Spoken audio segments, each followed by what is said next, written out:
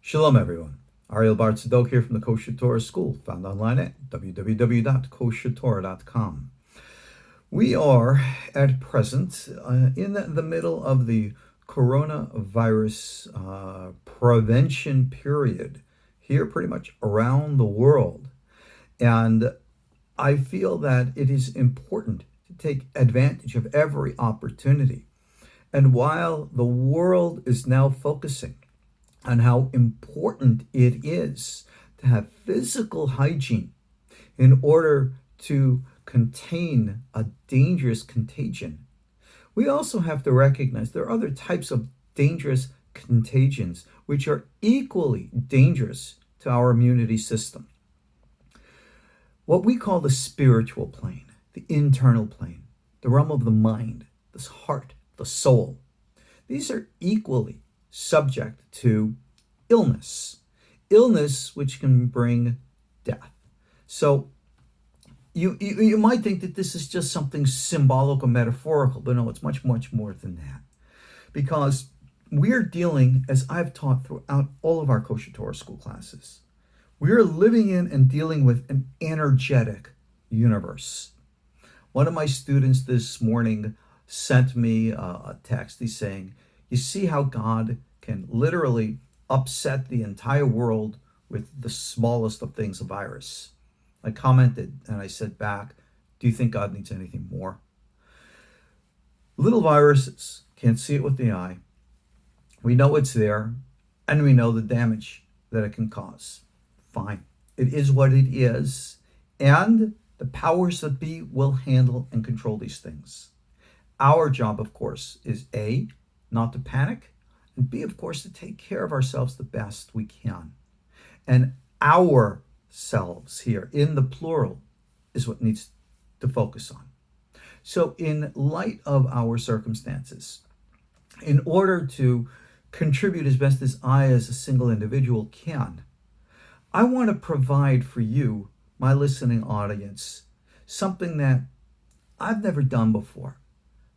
I want to provide for you a body of teachings, lessons, that are not only academically stimulating, not only are they interesting, and you'll say, wow, this is cool, I really want to listen to it, but at the same time, if you pay attention to the lessons and allow them to be absorbed into you, you will find that they are, spiritually speaking, antiviral. No, I want to make it very clear to you. In spite of whatever any of my peers out there might be saying, there is no magical spiritual cure for a virus. Okay? You cannot do any hocus pocus or recite this or that prayer. And yes, there are prayers to recite, but the prayers to recite, and I will provide for you some of them shortly. These prayers are only meant to readjust your own internal energetic fields, with the intent that they align your external energetic fields, providing for you both wisdom, understanding, and knowledge that'll help you take the proper courses of actions to best prepare yourselves and to defend yourselves against any external threats, be it something as small as a virus or anything else big and wise, or I should say big and large, sorry. We need to study deep and good stuff. And so what I'm going to provide for you now is going to be teachings from the Holy Ari, Rabbi Isaac Luria, from his faithful student, Rabbi Chaim Vital. And we're going to learn a book that anyone who is familiar with mysticism and Torah and spiritual stuff knows. It's called the Sefer Yetzirah. Now, I've taught this book for many years. I have a 40-hour course on the meditative prophetic forms of these teachings, which is not going to be the focus of what we're learning right now. We're going to take Rabbi Chaim's commentary, and we're going to learn it and understand it. And I'm going to format these lessons in little 15, 20-minute snippets so that as our society is now in a great state of interruption, I can contribute and provide for you something small and simple and hopefully easy entertaining, and educating at the same time. Because if we have so much time in our hands now, or not, well, let's invest what we have in the right way. So, with this introduction, I will now share with you the teachings of the Sefer Yetzirah. To open up and introduce to you the text itself, this is a book that's been around for the longest time. We have references to it in Talmudic literature dating back from maybe as early as the 2nd, 3rd, or 4th century. Scholars, they're going to come across and they're going to say all kinds of things. It's from this time and that time, and none of that really matters. We attribute the book midrashically, which means, if you will, symbolically, metaphorically, to the biblical patriarch Abraham. Did he have it? No, really, he didn't have it. Did he have access to the knowledge therein? Very possible. Because the knowledge in this book, Hebraic as it is still nevertheless universal in its form. It's called Sefer, the book, Yetzirah, formation. It is the foundation of that school of Torah teachings, Torah secrets, which we call Ma'aseh Bereshit, or the secrets of the function of creation. Now, I have taught this book in the past, like I've said, from the context of what we call Ma'aseh Merkava, or the secrets of the working of the chariot, prophetic, meditative traditions, which is what I teach in all my courses. And again, go on to KosherTorah.com, go look at my list of courses. You'll see all the meditative orientations there. Each of the dozens of courses that I offer, mind you, I have synopsis of each and every lesson so you know what I cover, the syllabus of the course. Check them out for yourselves and see if they're not worth your time, your money, and investments to see what you can invest in yourselves. Now, our book here deals with the issues of something very, very profound, which are the underlying energetic forces in our reality. We are going to learn this book within the context and limited to the context of Chaim Vital, the author of our commentary. Oh, I say these words, but I know myself, I'm probably going to elaborate because I always do. And we'll dabble into some things. But as we do, I'm going to focus on information, education, hopefully entertaining as best as I can. That's transformational. That's going to make a difference to you in your lives in a real way. Because in my opinion, that's what it's all about. That's the great worth of this material. So we're going to learn now about something which in Kabbalah we call Sefirot. Sefirot, we usually refer to them, translate them, interpret them as being divine manifestations. Again, we don't need to elaborate on this academically or historically. Where do the ideas come from in history? Who said this or what? Forget all of that. Why? If you want to take a prevention for the virus which is now threatening, do you need a medical degree to actually understand the chemical and breakdown of what it is? No. All you gotta do is just take it and allow it to work whatever it's gonna work within you. It's that simple. When it comes to this material, it's the same. Don't hammer it. Don't overanalyze it. Just allow it to come into you like what it is, a medicine, a medicament, and allow it to heal you from inside. That's how we're going to work here, okay? So with this introduction, let's jump right into our text. Again, I am reading from the Sefer Yetzirah with the commentary of Rabbi Chaim Vital. It is published by Hevrat Ahavat Shalom in their book called Ketavim Chadashim. I do believe that, unfortunately, overly expensive translation of this does exist in English and is possibly readily available online. I don't know. I'm pretty sure it is. I cannot comment on the nature of the translation because I don't spend that kind of money on books. That's one thing. You see a lot of this gouging going on, people taking advantage of things because they're in great shortage. That's terrible, terrible stuff. People say it's good business. No, it's not. That's lousy for your soul. If somebody's in need, help them. And yeah, you can charge, a bit of money for what you have there, but a bit of money and gouging are very, very different. You darn well know the difference. So, those people who charge exorbitant amount of money for translations of books well beyond, that's gouging too, and I condemn that equally. That's why I don't buy those things. But it's not for me to tell you what to do. Chapter 1. Each of the sections of the Sefer Yetzirah are so old, they're actually called Mishnas. The Mishnah, if you remember, is a codification of the oral law written by Rabbi Yehuda the Prince back in the late, 2nd century. So it's very rare when you find any other teachings called a Mishnah, but the Sefer Yetzirah is. Again, there are many forms of the book, many ways of understanding it. We're going to stay focused on ours for right here and now. You have many different viruses, and each one needs its own application of a cure. Well, let's apply and devote this set of teachings to all those who are infected. God be blessed, God be willing, as a healing for all those who are sick. All right? So let's dedicate our learning and our time for the collective good. God bless, God be willing.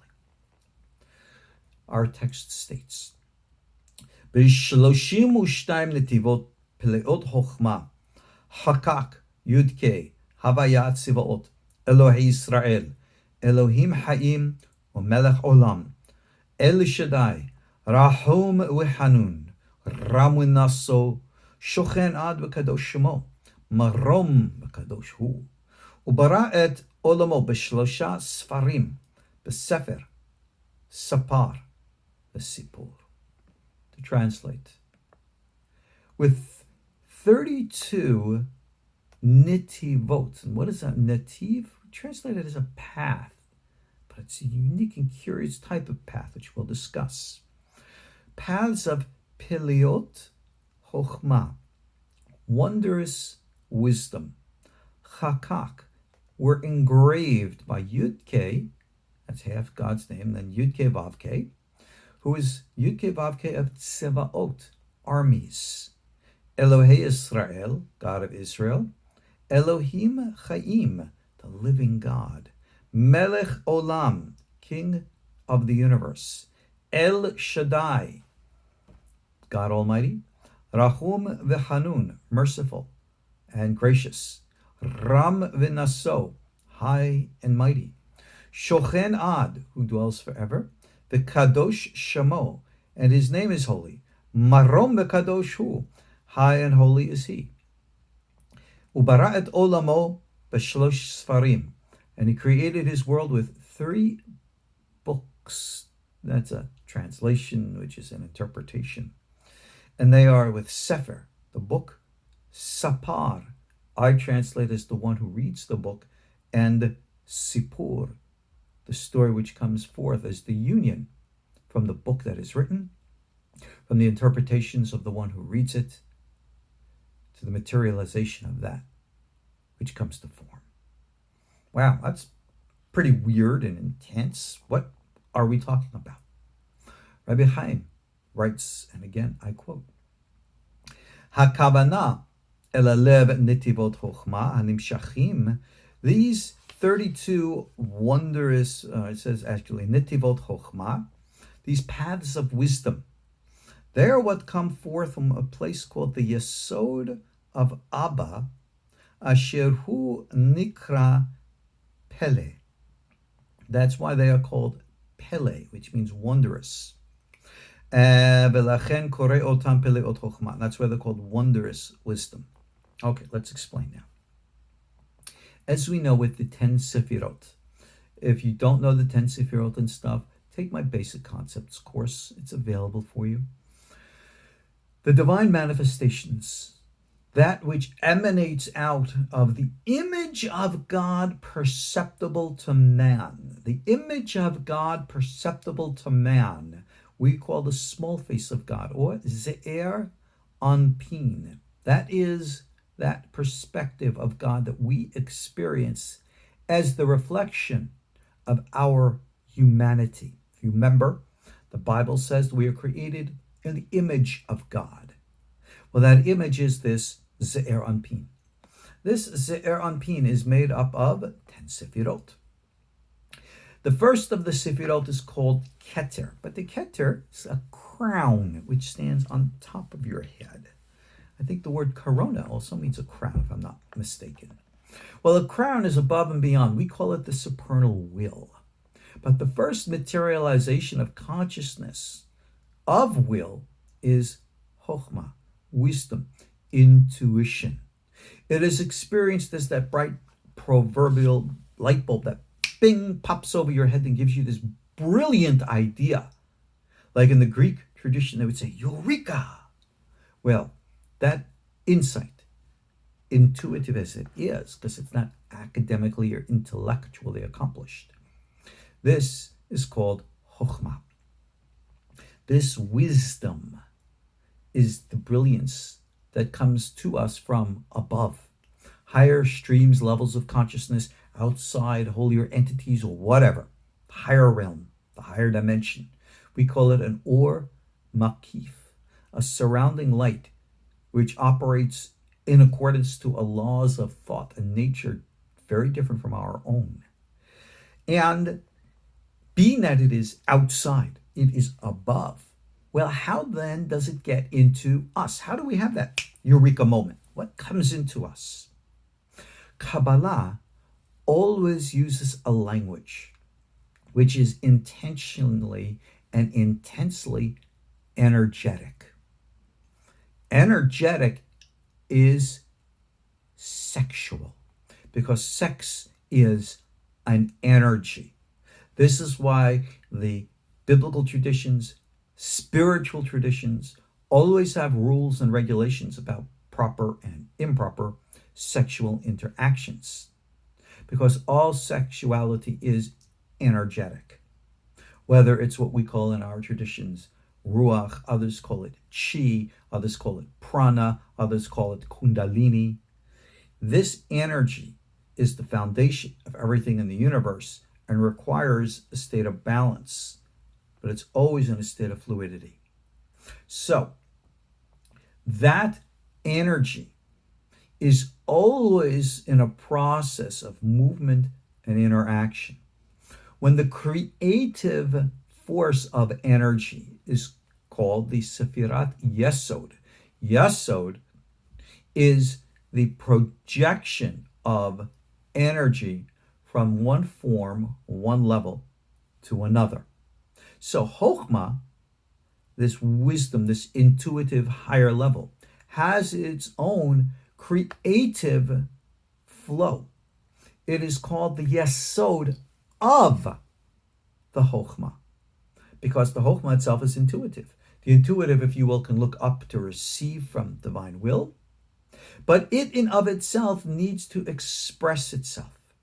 So the expressive, external focused movement of the energy is called its personal Yesod. And the Yesod of the intuitive projects it into the womb of the Sefirah Bina, which is called intellect. So Hokhma is called Abba, father. Bina is called Ima, intellect. Intuition and intellect, right and left brain, if you will, form a sexual union as the parents of thought. That's the symbolism and how we understand it. And it's important that we recognize the, in quote, sexual, energetic nature of the fluctuation of intellect and intuition. Because many people try to acquire intuition through academic means, meaning raw, just simple intellect. It doesn't work like that. It has to be passionate, like the focus of zivug, which is the Kabbalah word for unity, union, all right, yichud. So all intuitive acquisition is intensely, experientially passionate, emotional, sexual in nature. So these 32 wondrous paths we're going to learn exist in the original intuitive realm and form the inner dynamics of that realm. And they need to become materialized and manifest into the mind. So these 32 paths of wisdom, of Hokhma, which again is called Abba, are going to pass through its Yesod phase. And this is why it's called Pele, which is the Hebrew word for wonder. Pele, spelled backwards, is the Hebrew letter Aleph, which has no sound whatsoever, but pre-exists everything. It's the inhale of silence before the exhale of the Bet Gimel Dalet Hey. So the inner original pattern of wisdom, the inner original pattern of the 32, exists in that realm of silence, intuition, imagination, psychic. And it is from there that everything will materialize and come forth. Okay, that's why they are called Peliot. It's an identity of the nature of that imaginative Hokhma faculty. Think about this in this lesson as we proceed. So, I'm Ariel Tzadok from the KosherTorah School, and I want to thank you for listening to our Sefer Yetzirah lesson 1. God be willing, we'll pick up in future lessons exactly where we left off, and we'll continue our learning. God's blessings. Hey, stay safe. Be smart. We'll see you all soon. Kol Tuv. And again, thank you for your support of us. If it wasn't for you, I couldn't be here for you. See you all soon. Shalom.